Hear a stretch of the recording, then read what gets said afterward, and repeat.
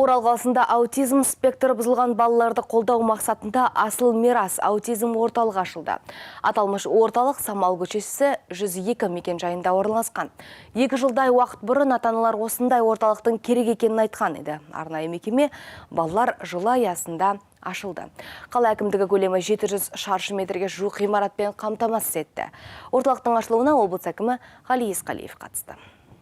Қала әкімдігі орталықты көлемі 700 шаршы метрге жуық ғимаратпен қамтамасыз етті. КПО BV компаниясы жөндеу жүргізді. Ал Болат Өтемұратов қоры заманауи жабдықтармен, жиһаздармен қамтамасыз етті. Ең бастысы, бұл қор осында қызмет ететін педагогтардың білімін жетілдіріп, аутизм спектрі бұзылған балалар мен жасөспірімдердің өмір сүру сапасын жақсартатын, аутизмді түзетудің озық әдістеріне үйрететін арнайы курс оқытты. К сожалению, многие из этих детей не говорят. Бұл балалар өте ерекше қамқорлықты, күтімді талап етеді. Өйткені бұл балдырғандар мектеп жасына жетсе де сөйлей алмайды немесе жүре алмайды. Сол себепті бұл орталық олардың дамуына себеп болады. Олармен білікті мамандар жұмыстанады.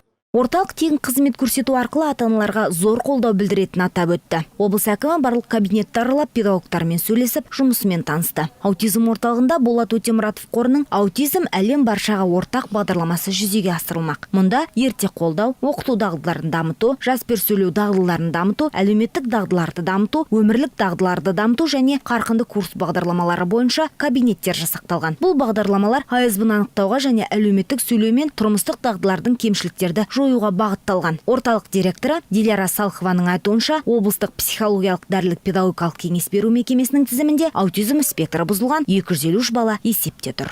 Аутизм орталығы жалпы 6 бағдарлама бойынша жұмыс атқаратын болады. Ол сөйлеу дағдыларын дамыту бағдарламасы, әлеуметтік дағдылар, қарқынды курс, өмірлік дағдылар және интенсивті курс. Бастапқы жаңағы бағдарламаларға балаларды апармас бұрын диагностикадан өткізетін боламыз. Бағдарлама уақыты 3 ай, аптасына 3 рет келеді балалар.